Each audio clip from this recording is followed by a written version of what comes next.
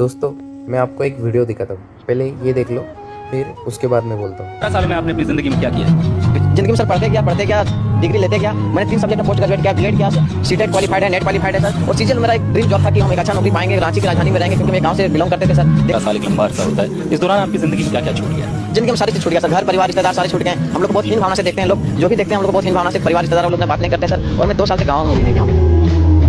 दुख है सर, क्या बोलूँ। मैं दुख का पीड़ा किसी पास सामना नहीं कर सकता हूँ सर। बहुत संघर्ष से पढ़ा, ट्यूशन पढ़ा के मैं 2012 से ट्यूशन पढ़ा के अभी तक मैं पढ़ाई किया हूँ। बघा मित्रांनो, गव्हर्नमेंट जॉब ही काय तुमची लाईफ नाही. मी असंही म्हणत नाही की तुम्ही गव्हर्नमेंटचं प्रिपरेशन करू नका. गव्हर्नमेंटचं प्रिपरेशन करा, नक्की करा.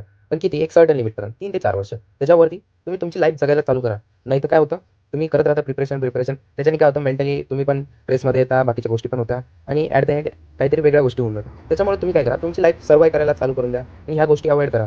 एक सर्टन लिमिटपर्यंत होत असलं तर आहे, कारण की वॅकन्सी असतात कमी आणि स्पर्धा परीक्षेला बसलेले विद्यार्थी खूप जास्त असतात. म्हणजे बघा, एक रेकॉर्डच्या अनुसार असं समजून चला, जर 10,000 मुलं बसलेले असेल तर एकच वॅकन्सी रिक्त असते. म्हणजे असं समजून चला 0.00चा रेशो आहे सिलेक्शनचा. असं समजून चला 500 वॅकन्सी राहत्या आणि 1,00,000-1.5 लाख फॉर्म्स होतात. त्याच्यासाठी तुम्ही विचार करा.